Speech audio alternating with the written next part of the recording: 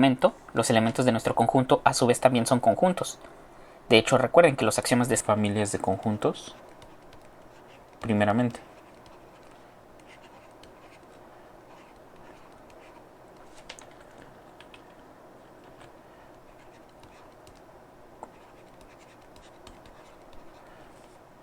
Si nosotros tomamos un conjunto X, vamos a pedirle por ahorita que sea no vacío. Podría considerarlo vacío, solamente le habría familias vacías. Recuerden que nosotros podemos tomar el conjunto potencia. Este está dado como todas los subconjuntos, vamos a llamarles los A's, subconjuntos, bueno, lo escribo tales que A es un subconjunto de X. Una familia de conjuntos no va a ser otra cosa más que una subcolección, un subconjunto del conjunto potencia de X.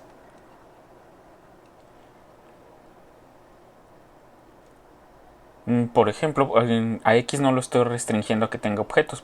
Puede ser que X tenga conjuntos a su vez, que les parece que sea X esta familia. Ustedes ya saben quién es realmente, pero vamos a agregarle más elementos. Así. Si este es mi X, mi conjunto potencia constaría de 8 elementos. Recuerden que si tienen un conjunto finito, la cardinalidad o el número de elementos que tiene el conjunto potencia siempre es 2 a la cardinalidad del conjunto. En nuestro caso, ¿quiénes podrían ser nuestros subconjuntos? Siempre está el vacío, siempre está X, siempre son subconjuntos de X. Podría tomar el que está formado por este. Podría tomar el que está formado por este, que estos serían conjuntos unipuntuales, porque solo tienen un elemento. Los elementos de nuestro conjunto a su vez también son conjuntos.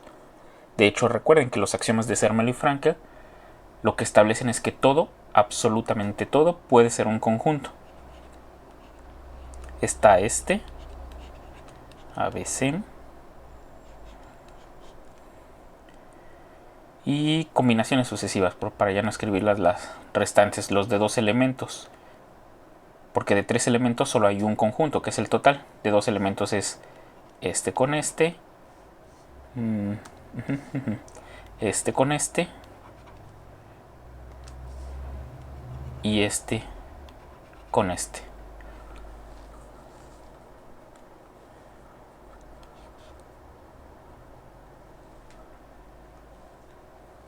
Entonces, ya que tenemos esto aquí, ¿qué es lo que vamos a hacer?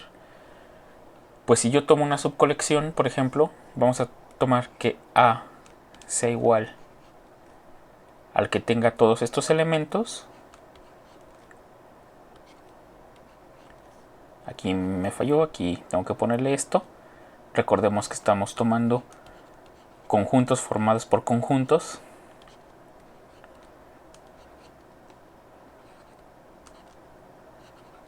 A, B, C. Así y así. Este sería una familia de conjuntos, una que está formado por 3 conjuntos de conjuntos. Recuerden que aquí la idea nada más era mostrar que el concepto como tal de conjunto es un poco ambiguo. El único conjunto que no está permitido es el conjunto de todos, absolutamente todos los conjuntos. Ese es el único que no está permitido. Puedo hacer conjuntos formados con conjuntos que a su vez son conjuntos.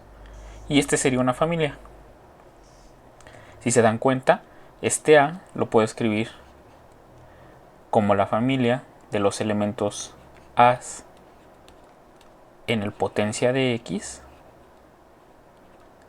tales que la cardinalidad de A es justamente 1. Aquí solo hay un conjunto, aquí solo hay un conjunto y aquí solo hay un conjunto en este conjunto más grande. Este va a ser nuestra familia de conjuntos. Así vamos a entender una familia de conjuntos. Habrá veces que tal vez los conjuntos no estén relacionados directamente y pues por eso aquí lo puse así como conjuntos. O sea que nuestro conjunto X esté formado por conjuntos.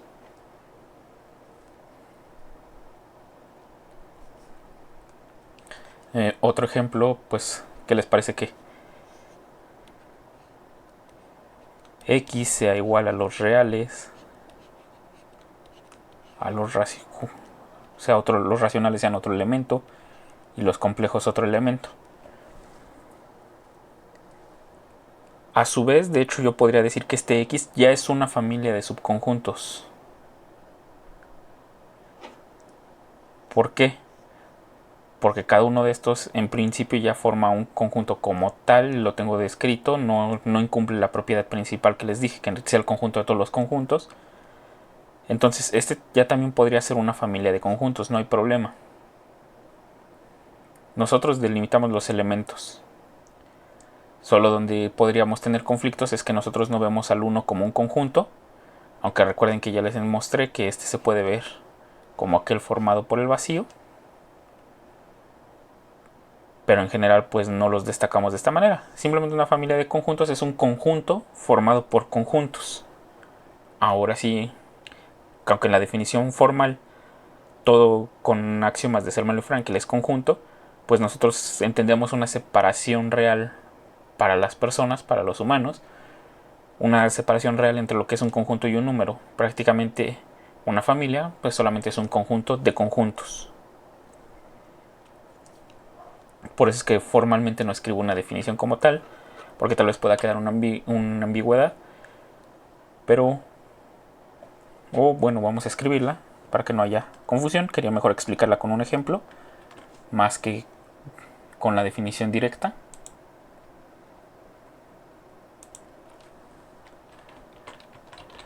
Dado un conjunto, vamos a decir, perdonen, esto es para subrayar, un conjunto X, ya no necesariamente pido que sea vacío. Para nuestro ejemplo pedí que fuera no vacío.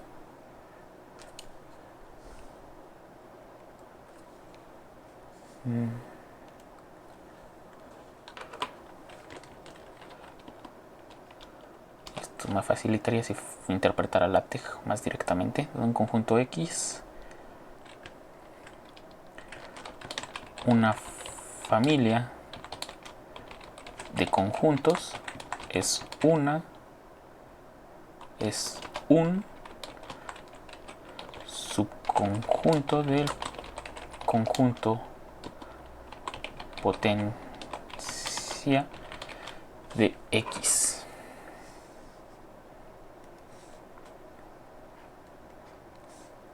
Aquí me falta un punto. Así. Esta sería la definición formal. De hecho aquí me estoy equivocando, no escribí bien familia.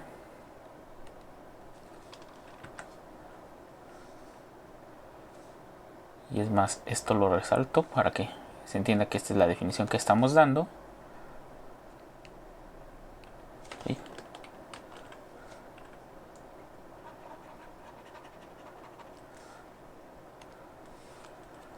Con eso es con lo que vamos a trabajar. ¿Cuál es el detalle interesante de las familias de conjuntos como tal? Pues cuando nuestras familias, por ejemplo, pueden ser infinitas. Cuando tomamos colecciones así, ¿cómo es que las tomamos? ¿Cómo podría yo dar una forma de describir a esas familias? Por ejemplo, vamos a tomar sea A, que quede definida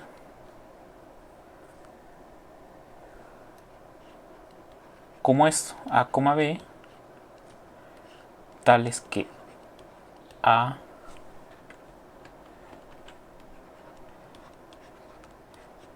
y B pertenecen a los reales. Aquí yo estoy dando una descripción tal cual del conjunto. Esta es la familia o la colección de conjuntos formada por todos los intervalos cerrados que se pueden formar en los números reales. En general, prácticamente estoy diciendo que son aquellos que tienen longitud finita. Un ejemplo de elementos de este conjunto, por ejemplo, son el intervalo 0, 1. Este pertenece a el intervalo menos 5, 6. Este también pertenece a... Son elementos. Esta es una familia de conjuntos. Ahora, ¿cuál es el detalle de aquí? El detalle de esto es que esto también lo podemos definir a partir de una función. ¿Cómo es eso posible? Pues una función que vaya de los reales, cruz, los reales. Estoy tomando dos elementos reales en mi familia A, que ya describí formalmente. ¿Cómo está dada esa función? Pues simplemente f de A, B me va a dar el intervalo AB. Es simple. Esto que está aquí, pues se le llama una función de selección. Y esto que está aquí es un conjunto de índices. Muchas veces es más fácil indexar a las familias con funciones. Por ejemplo, ¿qué otra forma podemos utilizar? Vamos a escribir... ya sé, vamos a usar este mismo de los intervalos, pero ahora vamos a restringirnos a cierta familia. ¿Qué les parece si nos vamos a una n definida como menos n, tal que n esté en los naturales? Este también es una familia de conjuntos.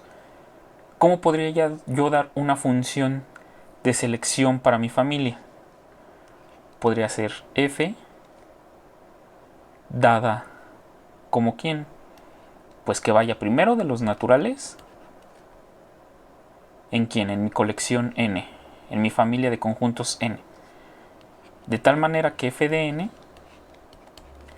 esté descrito como menos n,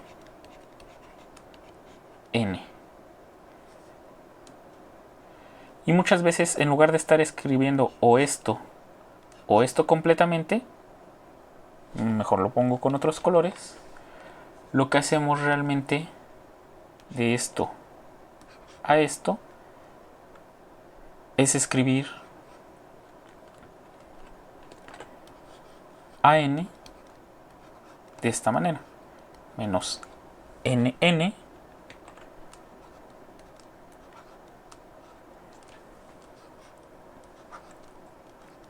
con n en los naturales. Aquí pensarán, ¿por qué me complicaría yo la vida escribiendo esto de aquí si ya tengo una buena notación para conjuntos o lo puedo hacer con funciones? Pues bien, mi idea de aquí es que entiendan que las funciones son muy útiles porque pueden describirme objetos simples que ya conocemos como son los conjuntos y me pueden brindar una mejor descripción. Ahora, la otra notación es porque realmente esto les va a ayudar a entender otros conceptos que van a ver en otras asignaturas. ¿Cuál es el primero de ellos? Otro ejemplo donde voy a aplicar funciones de selección es una función que parte de un conjunto de índices. Vamos a llamarle así. F de A. En X realmente nada más es una función. Esto se le conoce como una función de selección de X. Realmente es una función normal, o sea, no tiene mucho chiste ahorita.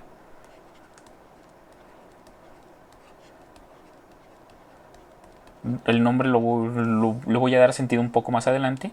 Pero es una función de X que lo único que tiene pues no es otra cosa más que cumplir la definición de función, o sea que sea una función. Este A se le conoce como el conjunto de índices.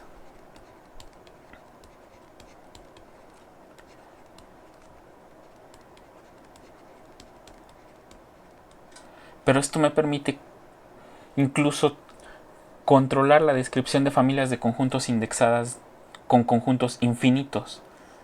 como puede ser el caso de esto. Vamos a llamarles así. Concentro en X, radio, vamos a ponerle 1, con X perteneciendo a cualquier número real. Esto que está aquí es una familia de conjuntos. ¿Quién es B de X1? Ustedes todavía no sé si ya lo hayan visto en otro curso, pero esta es la bola con centro en X y radio 1. ¿Qué cumple?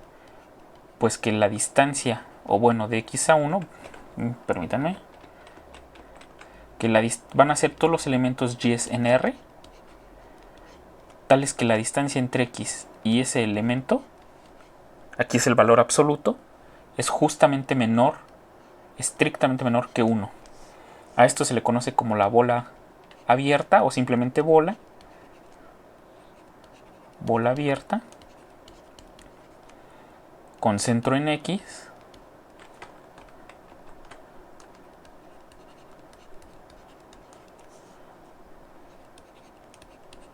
y radio 1.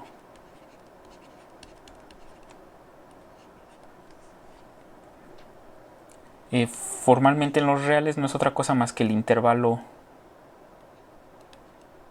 x menos 1, x más 1. Esto solo en los reales. En otras dimensiones, vamos a ver en el caso de los complejos, pues esto ya es la circunferencia.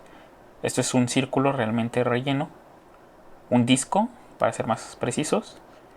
Aquí, pero en R1, en R, es esto. Esto también le conocen como vecindad. Realmente la definición más abstracta de vecindad las tiene estas como caso particular, pero hay otra definición formal de vecindad. Por eso prefiero mejor quedarme con las bolas, así. Entonces, esta es una bola y lo que tengo aquí arriba es la colección de todas las bolas con centro en X y radio 1, donde X pertenece a todos los reales. O sea, son muchas bolas. O sea, son demasiadas. De modo que aquí, pues mi función va de F, mi F, déjenme volverla a escribir mejor, va a ser F. Mi conjunto de índices, ¿quién van a ser? Van a ser los reales. Y va a ir, vamos a llamarle a esta familia, vamos a llamarle B. Así. De tal manera de que F de R o F de X, como lo tengo acá, va a ser la bola con centro en X y radio 1. Entonces aquí esta es la primera parte donde se ve que las funciones de escribir a las familias de conjuntos con funciones de índices pues me permiten utilizar formalmente conjuntos infinitos para dar una gran cantidad de conjuntos que pertenezcan a la familia. ¿Dónde más puedo ocupar lo que son funciones de selección? ¿Dónde más las han visto? No sé si ustedes recuerden algo como esto. X1 que sea igual a 1. Déjenme mejor lo pongo con otro color.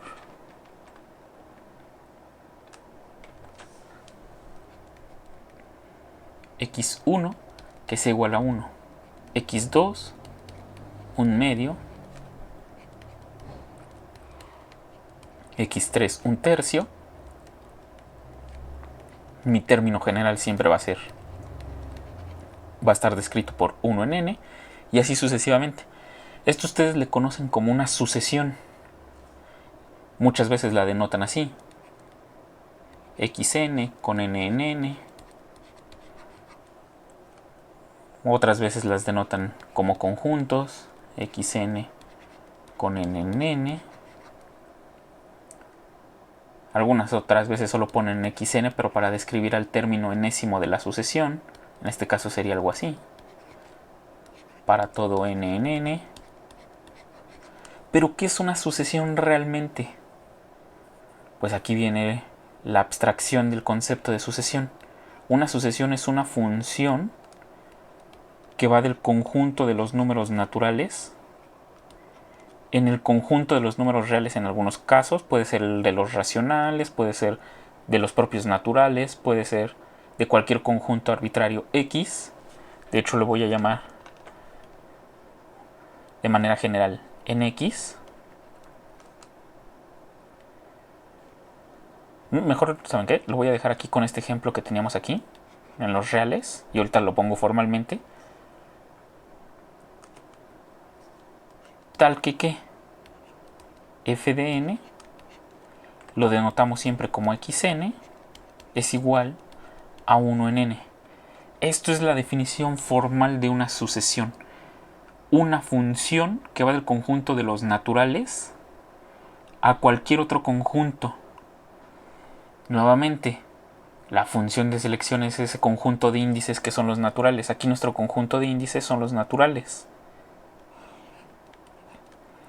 Los naturales son nuestro conjunto de índices.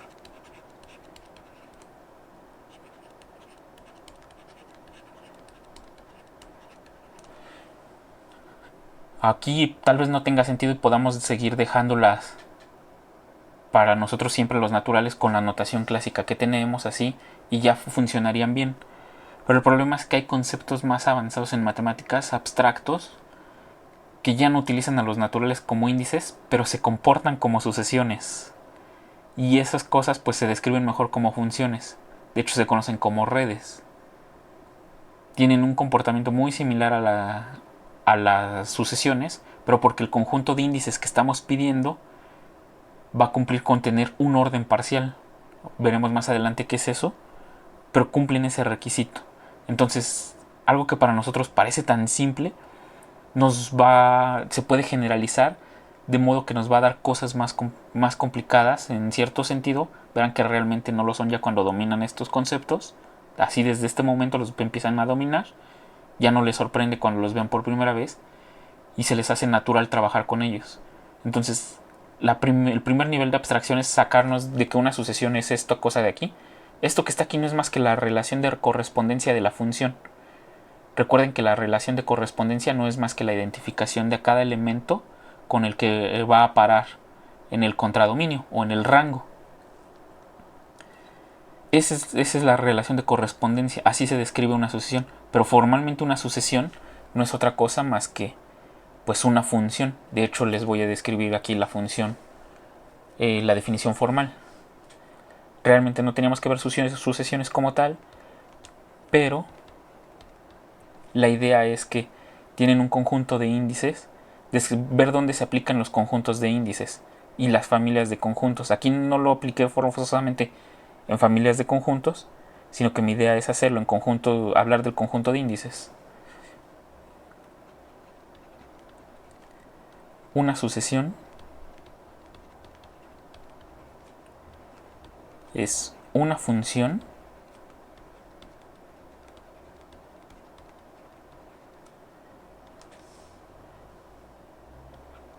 f que va de los naturales en un conjunto X. X, un conjunto no vacío.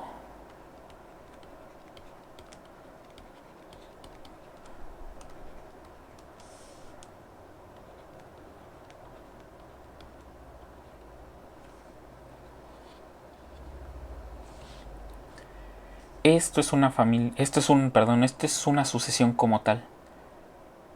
De hecho aquí le puedo poner cuya relación de correspondencia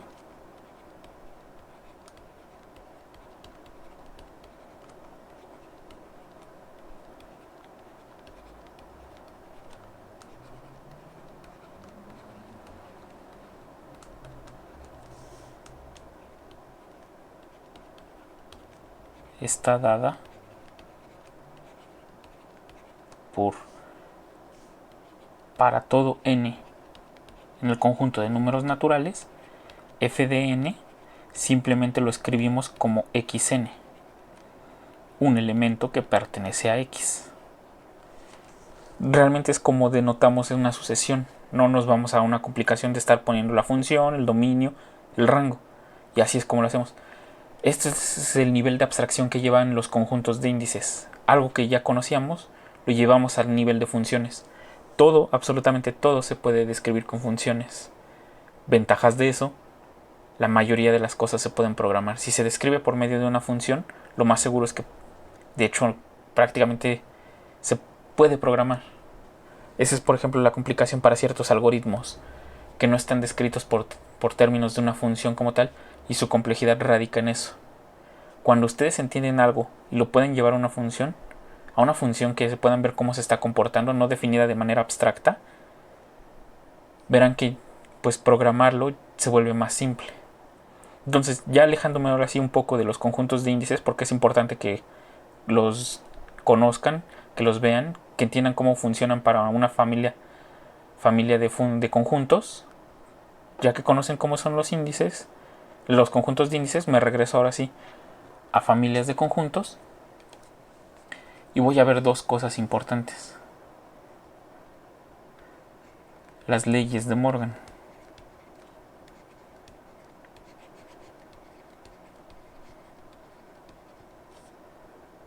Las leyes de Morgan como tal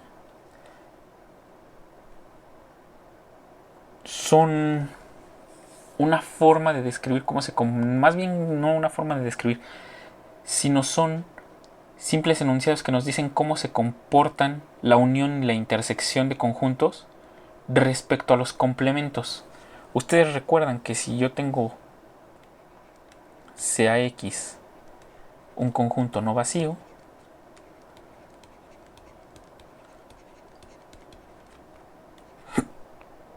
perdón,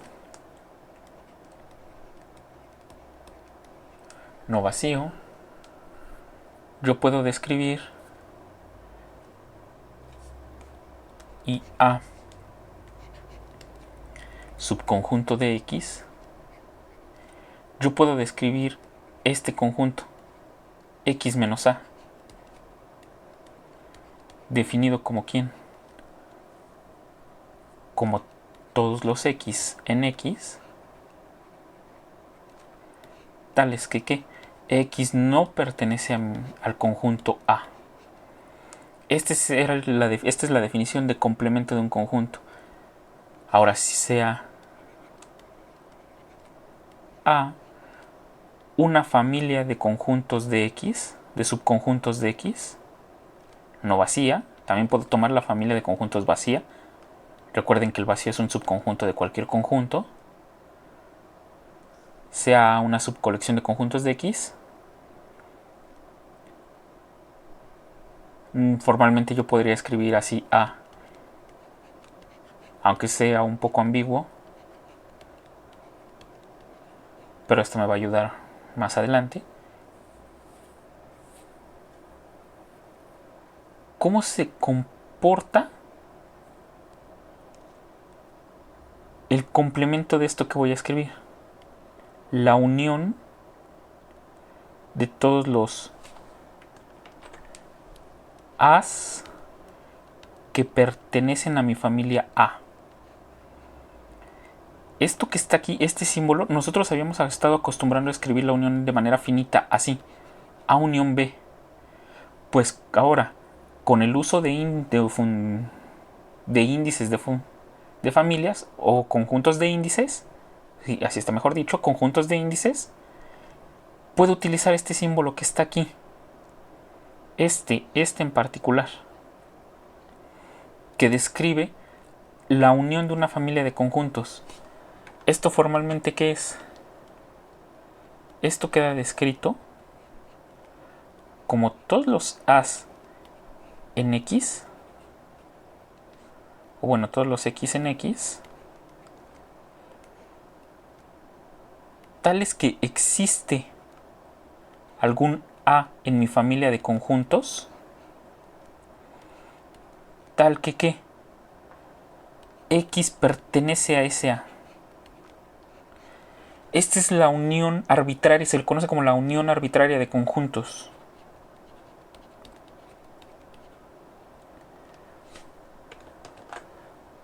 Unión arbitraria de conjuntos.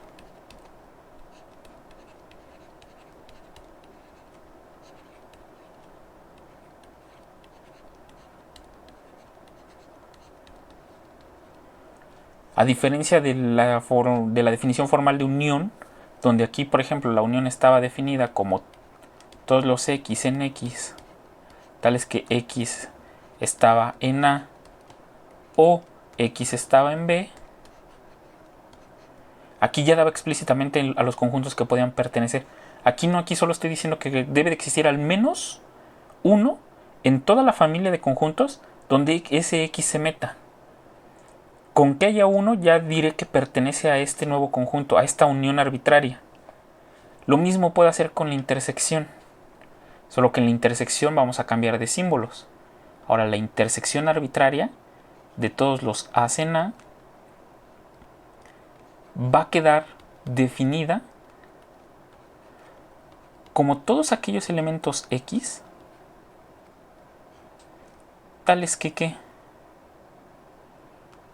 para todo, a diferencia de la unión R1 existe, A en dicha familia, el X que yo estoy pidiendo debe de pertenecer a todos los A's.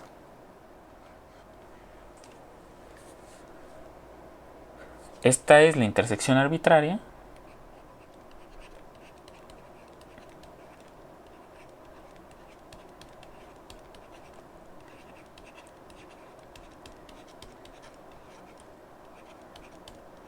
Y aquí, a diferencia de la intersección de dos conjuntos donde lo ponía en lugar de un O como en la unión, en la intersección lo hacía con un I, aquí utilizo el símbolo de para todo.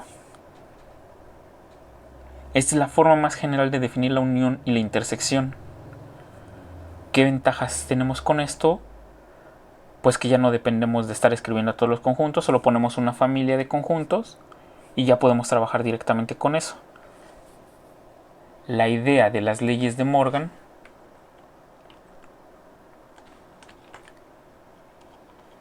déjenme ver porque aquí estoy. Es con respecto justamente a estas familias, a estas uniones e intersecciones arbitrarias. Son, al final del día, tanto la unión de los A en A y la intersección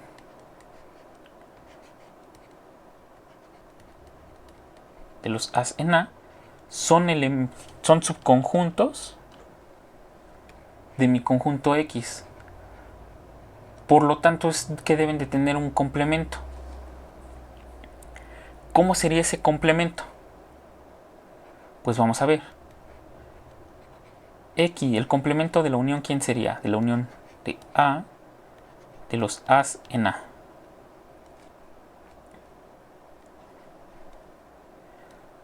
Por definición, estos son todos aquellos elementos X en X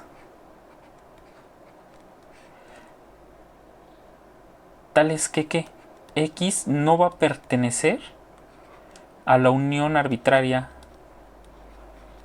de los elementos de la familia, a la unión de la familia.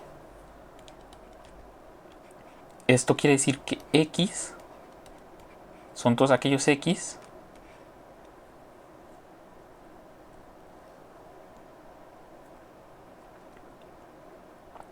tales que no existe, como no pertenecen, vamos a decir que no existe un A en mi familia, tal que X se meta en ese A.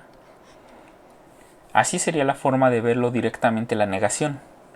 Porque si estamos pidiendo que exista al menos uno en la definición de la unión, el contradecirlo es que no va a existir ninguno.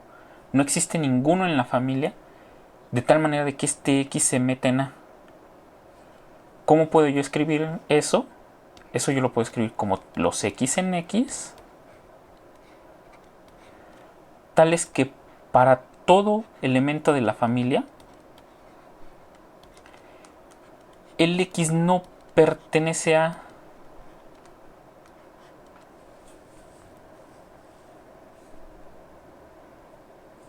ya vamos viendo más o menos quién es cada uno de los conjuntos. O sea, el X nunca está en ninguno de los A's.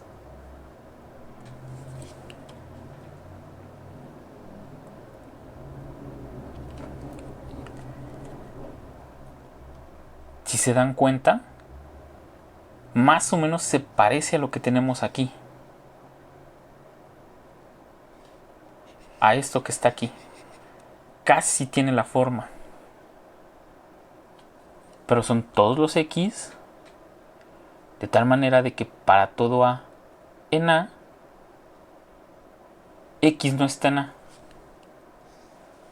¿Cómo traduzco yo esto? Aquí es tal vez donde pueden hacerse un poco de confusión por la idea de esto que está aquí.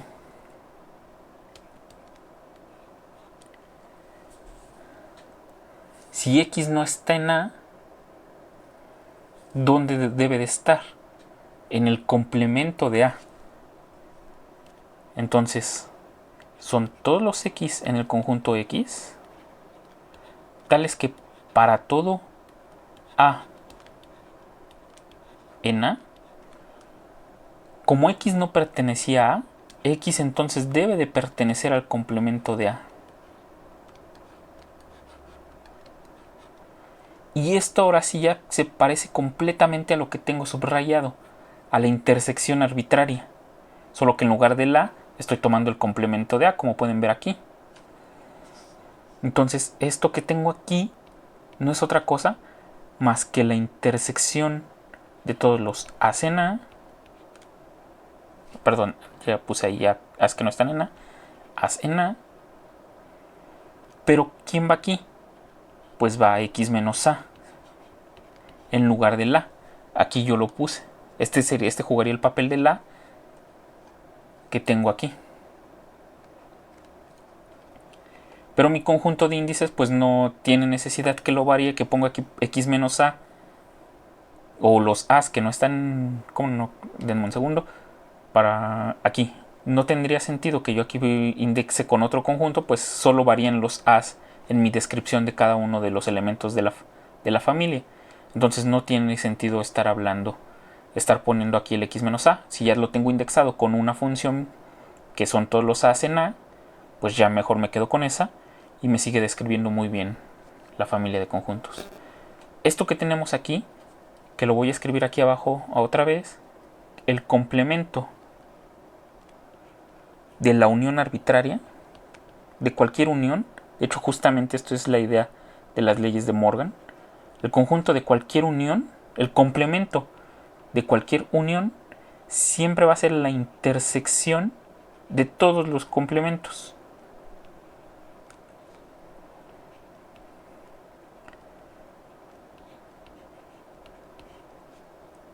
Esta va a ser las leyes de Morgan. Se tiene el análogo, el complemento de la intersección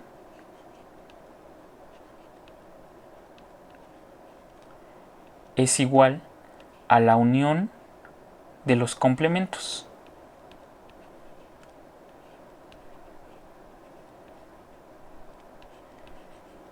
Estas son las leyes de Morgan. A estas se les conoce como leyes de Morgan. Arriba prácticamente vimos cómo demostrar una. La otra es exactamente lo mismo. Todavía no soy tan estricto con las demostraciones, porque cuando veamos inducción matemática hay un tema específico de la introducción a la demostración. Y ahí es donde ya me voy a meter un poco más con las ideas de lógica. Realmente esto es para que trabajen con conjuntos, que es pues con lo que se van a ver toda la vida. Así que pues es importante que ya los manipulen como tal. Las leyes de Morgan se las tienen que saber sí o sí, o sea, no hay opción. Aparecen siempre, siempre, siempre. Hay una asignatura, no sé exactamente en esta carrera, pero bueno, hay un tópico en matemáticas que es topología, donde trabajar con leyes de Morgan es pan de cada día, o sea, es lo que se ve cada momento. Los ocupas a cada rato. Entonces, ya que tenemos las leyes de Morgan, pues ya podemos ver cómo se comportan las uniones con respecto a los complementos y las intersecciones. Realmente para llegar aquí pues era necesario ver lo que era una función, un conjunto de índices, una función de selección.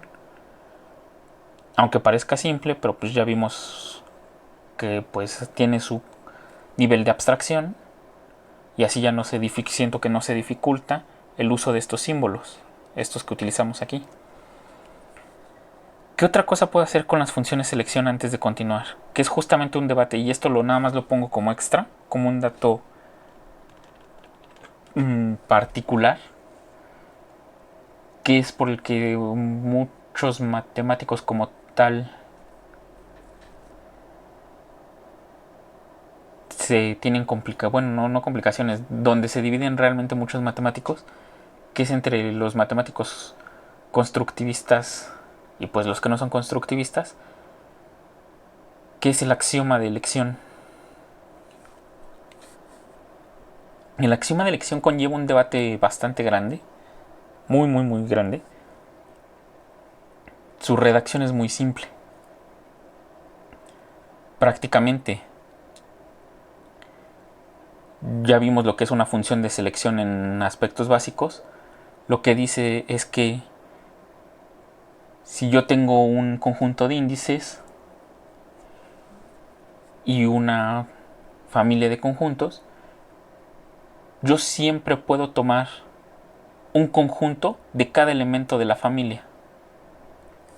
¿Qué quiero decir con esto? Por ejemplo, vamos a suponer que yo tengo una familia A que está descrita de esta manera. Mejor lo hubiera descrito desde un inicio. AJ con J variando en un conjunto de índices I. Así, esta es una familia de conjuntos. El conjunto de índices es I. Le pongo aquí familia de conjuntos.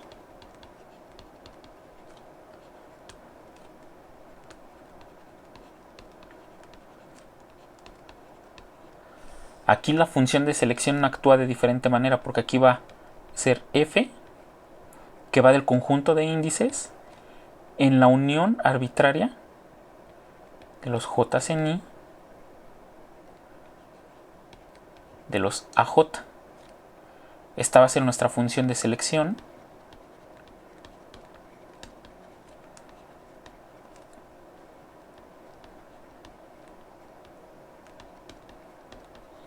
¿Y qué hace? Pues para todo elemento, para todo j en mi conjunto de índices, pues ahora f de j, en lugar de ir a la unión directamente, se le va a pedir que vaya a parar al AJ con respectivo. O sea que el f de j me dé un elemento siempre de AJ. Así es como funcionan las funciones de selección ya en una manera más práctica sobre una familia de conjuntos. El axioma de elección, recuerden, esto nomás es extra para que lo vayan entendiendo. Lo único que nos dice es que dada cualquier familia de conjuntos, siempre existe una función de selección. Jamás dice cómo construirla. Jamás. Solo dice, pues yo siempre puedo tomar cualquier familia de conjuntos y siempre puedo agarrar un elemento de cada uno de los elementos de esa familia. El debate está justamente en que nunca se describe cómo se hace esa selección. Y pues a los matemáticos constructivos no les gusta realmente. Prácticamente teoría que acepta el axioma de elección, que casi es la mayoría, no involucra una demostración constructiva, porque siempre se da por entendido como que siempre podemos tomar un elemento de los conjuntos. Prácticamente se está bajo la filosofía de tengo un montón de costales de papa, ¿por qué no puedo tomar una papa de cada costal? Así me tarda un tiempo infinito. Para familias de conjuntos finitas, o sea, por ejemplo, yo tengo A1, esta es una familia de conjuntos, que esta va a ser mi A. Puede ser finita o infinita, no importa realmente. Esta es mi A. Yo termino en un tiempo determinado. Recuerden que puedo hacer una relación de correspondencia entre las funciones y puedo describir tal cual a la función de selección. No hay problema. Cuando son finitas, independiente de que estos conjuntos sean infinitos, si la familia es finita yo lo puedo acabar en un tiempo y puedo ver tal cual la función. Solo doy la relación de correspondencia directamente. El debate está también en que pues si es un una familia indexada por un conjunto de, pues, de números infinitos, por ejemplo, de las bolas con centro en X y radio 1, yo lo indexé con un conjunto infinito y muy muy grande. Pues dicen, si tú quieres tomar una función de selección de este, que sería una f que vaya de los reales en la unión de todas las bolas,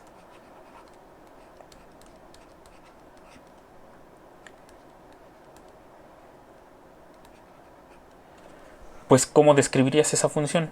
Ahí es justamente el debate. El axioma de elección dice, pues no me interesa cómo se describa. Yo sé que aunque me tarde una infinidad de tiempo, puedo tomar un elemento de cada una.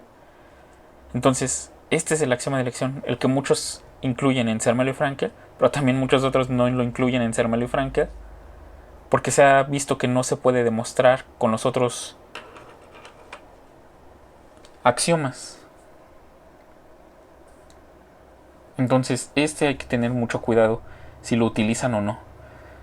He llegado a ver en exposiciones ya serias que hay quienes refutan ciertas teorías porque se usó el axioma de elección. Les comentaba que hay una rama de las matemáticas que es topología. En esa rama justamente el hablar de productos cartesianos infinitos implica el axioma de elección. De hecho, hay un libro que no recuerdo exactamente el título como tal, más bien no es un libro, es un artículo grande que trae todas las implicaciones en la topología si no se da por aceptado el axioma de elección. Prácticamente la topología se basa en tener este axioma. Toda una rama, y es una rama muy importante que ha tenido aplicaciones. Entonces, este es justamente donde ocupamos familias de conjuntos, la unión arbitraria, conjuntos de índices, funciones de selección, en un axioma que tal vez muchos no acepten. Nosotros, yo no sé, yo soy de las personas que sí aceptan así el axioma de elección cabalmente, porque pues no se me hace tan, no se me hace, más bien no se me hace una contradicción realmente. Hay unos que han probado incluso que el aceptar el axioma de elección no contradice a los otros teoremas, por eso es que lo agregan. O sea, no hay contradicciones con los otros axiomas de Zermelo y Frank. Se ha llegado a demostrar eso. Así que ya dependerá de cada quien si decide o no aceptarlo. Pero bueno, este nada más era informativo para que conozcan el axioma de elección si en algún momento se lo van a encontrar. Y lo más seguro es que se lo encuentren. Ya lo conocen. Si tienen dudas hasta este momento, aquí nada más vimos algo pequeño, pues ya saben que me pueden mandar correo o pueden dejar la duda directo aquí en Classroom.